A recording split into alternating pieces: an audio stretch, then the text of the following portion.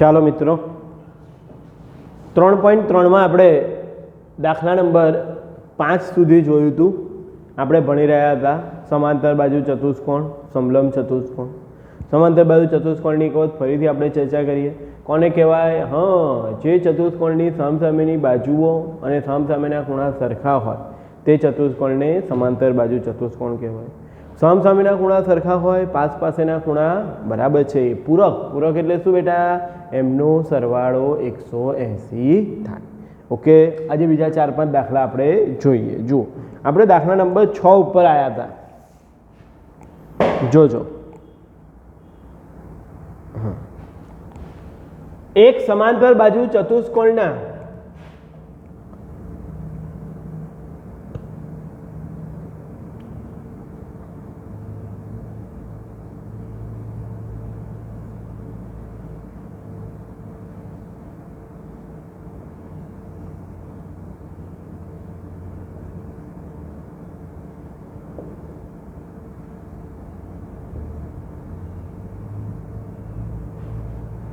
પાસેના ખૂણાની જોડના ખૂણા સમાન છે.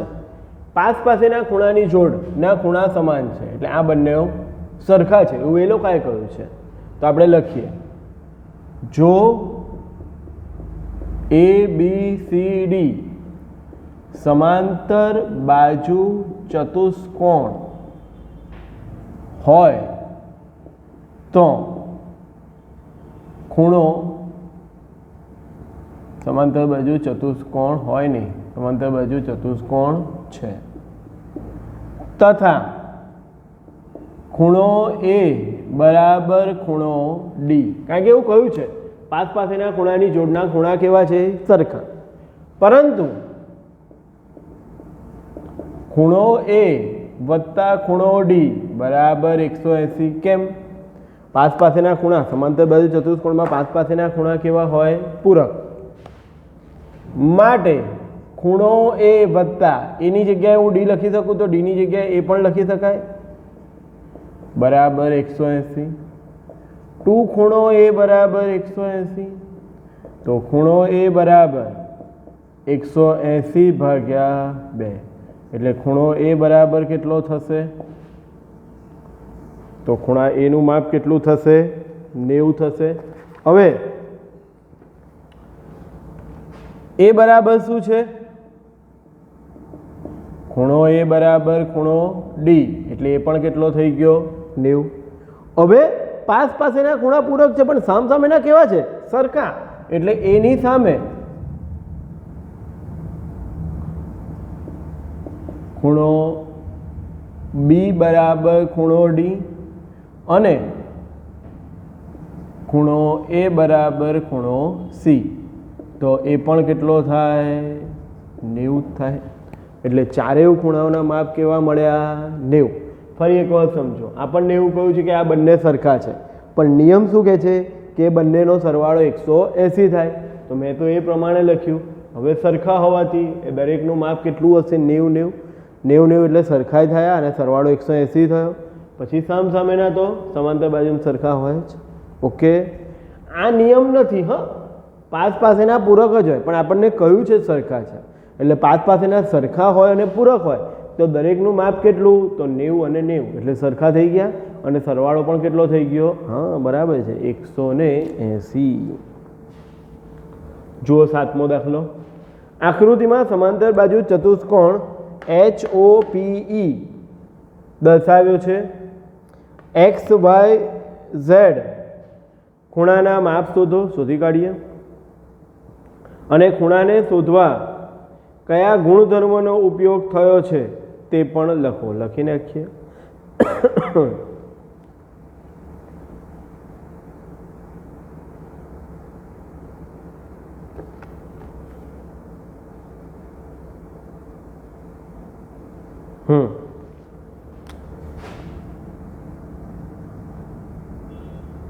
અને એ કહી દઈએ શું થશે તે સમજો.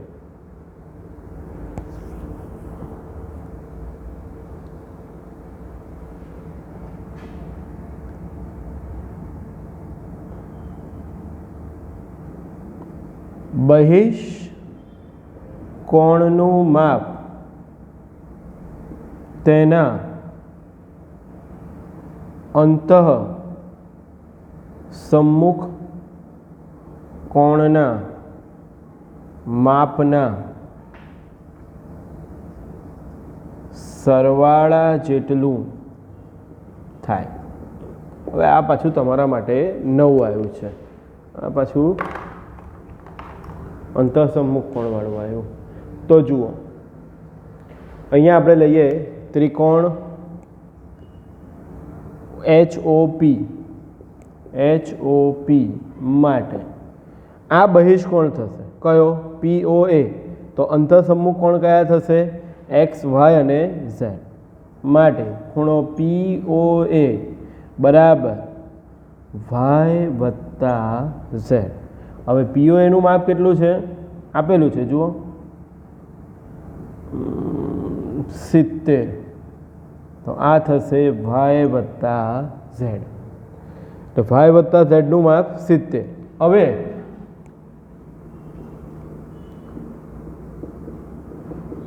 ત્રિકોણના ત્રણેય ખૂણાઓના માપનો સરવાળો કેટલો થાય? 180. તો આ ત્રિકોણ માટે x વત્તા y વત્તા z, x વત્તા y વત્તા z બરાબર 180. પણ ધ્યાન આપજો, y વત્તા z તો કેટલો છે? y વત્તા z કેટલો છે? 70. એટલે x વત્તા 70 બરાબર 180. તો x બરાબર 180 ઓછા 70 એટલે x કેટલો થઈ ગયો? 110. હવે સામસામેના સરખા હોય એટલે આ પણ 110. x તો મળી ગયો, આપણે તો x y z શોધવાનો છે.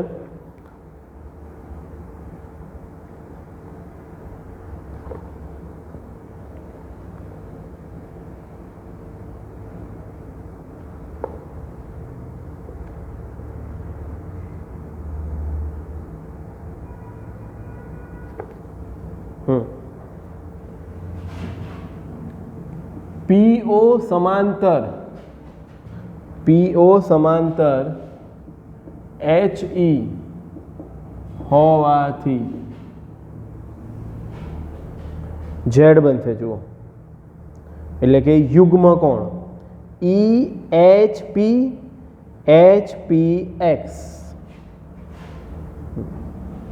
ખૂણો EHP બરાબર, અહીંયાથી જોજો, EHP બરાબર HPO.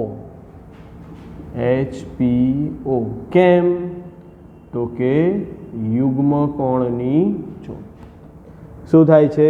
યુગ્મ કોણની જોડ. તો એના ઉપરથી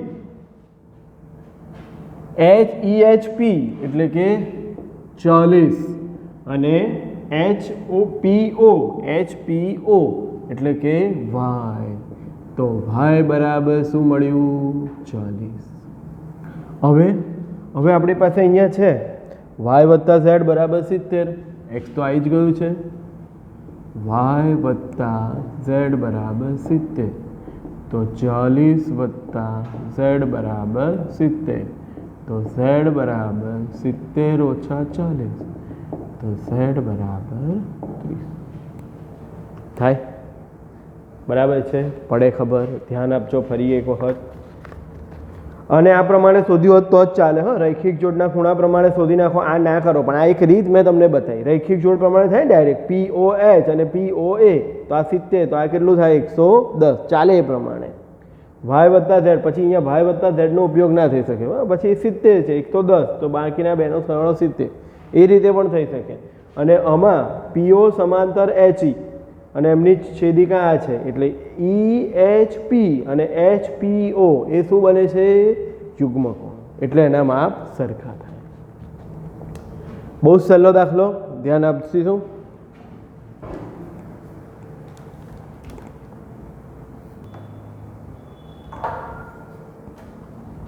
આકૃતિમાં GUNS ગંધ અને રંસ समांतर बाजू चतुष्कोण छे। हवे समांतर बाजू चतुष्कोण होवाथी सामसामेनी बाजुओ सरखी एटले के GU बराबर NS सामसामेनी बाजुओ सरखी थाय एटले 3y - 1 बराबर 26 3y बराबर 26 + 1 3y बराबर 27 y बराबर 9 અને GS बराबर UN GS નું માપ શું છે 3x UN નું 18 તો x बराबर 18/3 समांतर बाजू चतुष्कोण એટલે આપણે એક જ યાદ રાખવાનું સામસામેની બાજુઓ સરખી અને સામસામેના ખૂણા સરખા બરાબર જો આમાં અહીંયા વિકર્ણ છે દાખલા તરીકે આપણે એને કહી દઈએ O તો ચતુષ્કોણ RUNS માં RUNS કેવો છે समांतर बाजू चतुष्कोण होवाथी शू थाय तो तेना विकर्णो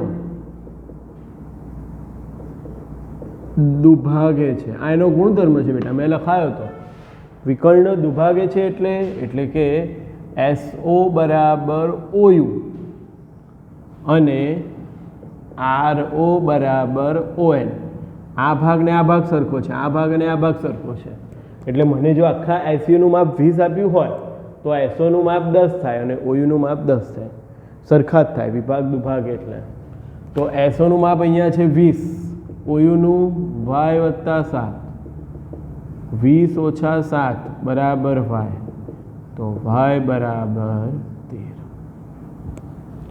RO बराबर 16 x + y 16 x + 13 16 - 13 बराबर x बराबर 3 पड़े खबर मळी गयुं एनुं माप पण क्लियर। छेल्लो दाखलो आकृति में रिस्क और क्ल्यू समांतर बाजू चतुष्कोण है जुओ शोध्यो पहला तो रिस्क RISK आ एक है और बीजू क्ल्यू CLUE। चलो हूँ तमने अलग बताऊँ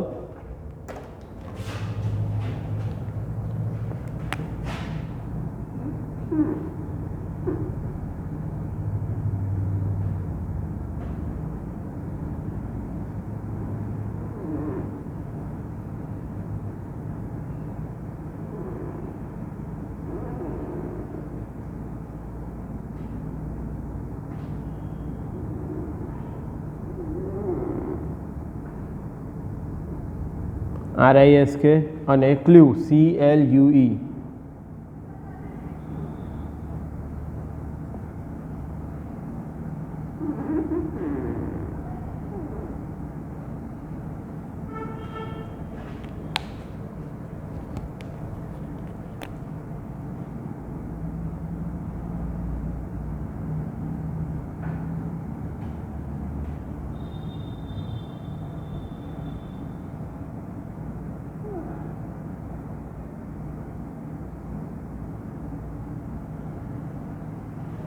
आ बे चतुष्कोण बने छे RISK અને CLUE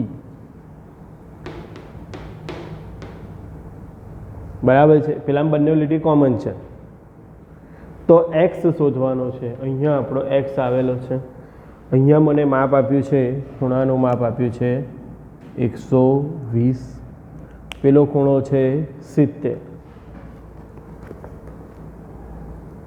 तो शोधी शकाय 120 અને 70 આ થશે 12 60 અને 110 તો અંદરનો થશે 120 110.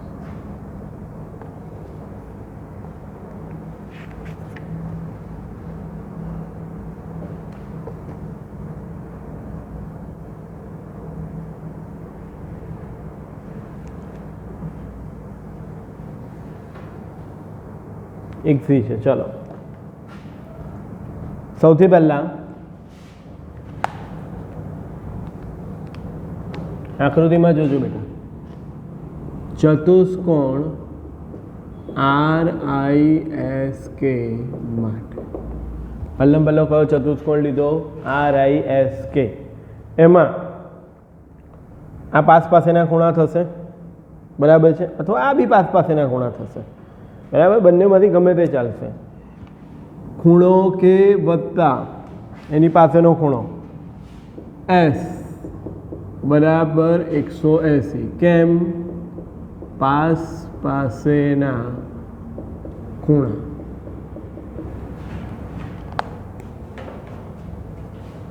તો એમાંથી K નું માપ છે 120.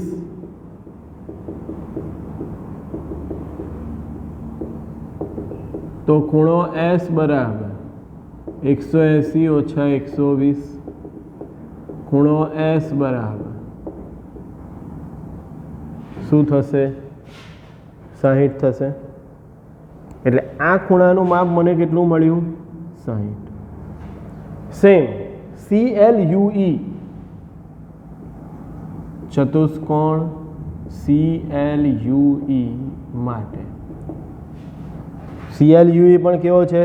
સમાંતર બાજુ ચતુષ્કોણ માટે ખૂણો L ની સામેનો ખૂણો કયો છે? ખૂણો E. L ની સામેનો E માટે ખૂણો E બરાબર કેટલો થઈ જશે? 70. થઈ ગયો. અને નામ આપવું પડશે આપણે O. એટલે આ કેટલો થયો? 70. હવે ત્રિકોણ, આ જો અહીંયા ત્રિકોણ બને છે OES માટે. કયા ત્રિકોણ માટે? OOES માટે. ત્રિકોણના ત્રણેય ખૂણાઓનો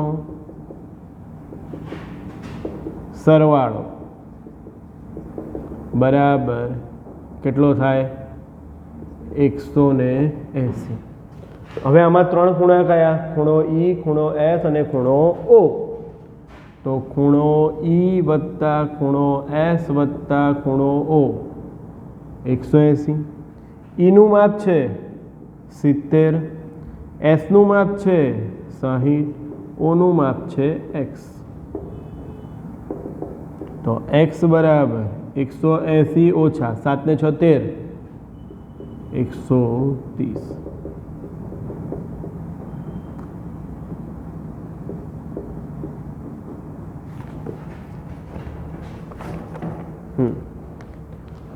ઓકે, ખ્યાલ આવે દાખલામાં? આ એક દાખલો થોડો અઘરો અને અગત્યનો હતો. બાકી આ તો બધા સહેલા દાખલા છે. પ્રેક્ટિસ વર્કમાં આવા જ દાખલા છે, કરવાના છે. ઓકે, જય શ્રી કૃષ્ણ.